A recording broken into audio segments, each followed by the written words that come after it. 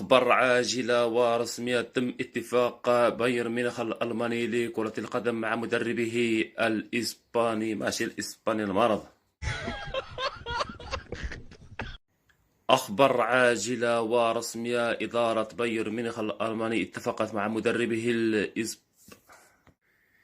إذن أخبار عاجلة ورسمية: الجامعة الملكية المغربية لكرة القدم تقيل المدرب الوطني هشام الشرعي مدرب المنتخب المغربي أقل من 23 سنة الذي توج مع المنتخب المغربي بكأس إفريقيا المقيمة في الأراضي المغربية والتأهل إلى كأس أو بطولة العالم.